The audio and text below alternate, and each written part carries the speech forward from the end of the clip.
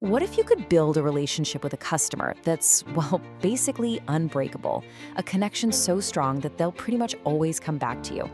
This is the central idea behind something our source material calls the architecture of perpetual patronage. So let's dig in and figure out what that really means.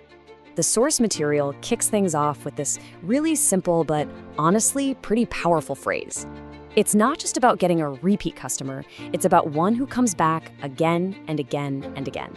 It's that repetition that's so important. It reframes loyalty from something a customer chooses to do to an almost automatic, deeply ingrained behavior. And that right there is the real endgame we're exploring. So that immediately begs the big question, right? How in the world do you create that kind of loyalty? Is it all about having the best price or the flashiest product? Or is there something deeper going on? Well, the text we're looking at lays out a very specific roadmap, and we're going to follow it step by step. All right, so how do you actually build this thing? Where do you even start? Well, it all kicks off with this foundational idea. Think of it like a simple but super powerful equation that connects what a customer feels on the inside to what they do on the outside. And boom, there it is. A satisfied customer is a loyal customer. The source basically presents this as a direct cause and effect relationship. If you can generate satisfaction, loyalty is what you get. It sounds simple, right? But to really get it, we have to be super clear on what satisfaction and loyalty actually mean because, spoiler alert, they are not the same thing. And this is where things get really interesting. See, the source draws a super important line in the sand here. Satisfaction, that's an internal feeling. It's that warm, fuzzy glow you get after a great experience. But loyalty? Loyalty is an external behavior. It's the actual physical act of coming back. And the whole point of this entire architecture is to turn that internal feeling into a consistent, predictable action.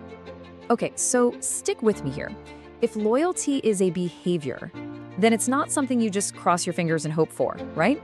It's something you can actually influence. And this is where the whole framework starts to shift from just an observation into a real active strategy. This quote right here, it just nails that shift in thinking. The goal isn't just customer service anymore, which can be kind of reactive, you know? Instead, the focus is on actively studying and shaping loyal customer behavior.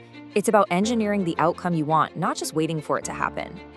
So this all comes together in a kind of four-step ladder. You start with service, and that leads to satisfaction.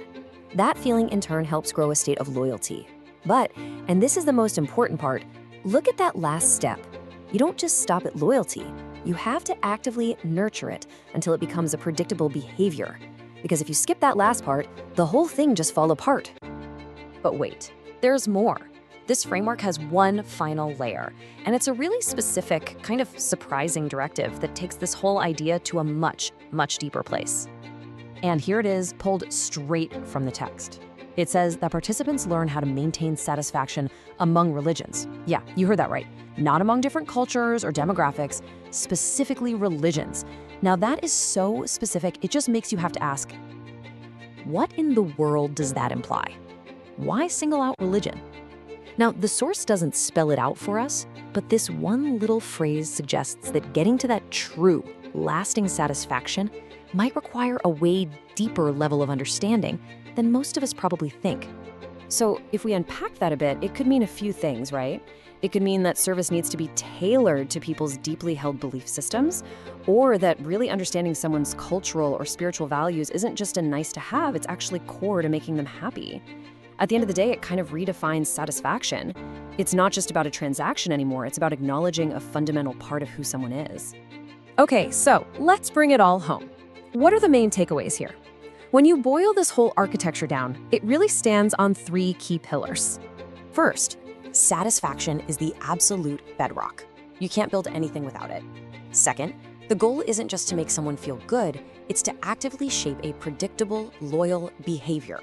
And third, and maybe most importantly, the deepest kind of satisfaction comes from connecting with a customer on the level of their core identity and values. And all of this leaves us with one final, really powerful question that gets to the heart of this whole idea. What happens when the service you provide isn't just tailored to someone's needs, but to their core identity? Well, according to this text, that might just be the secret to creating a customer who comes back again and again and again.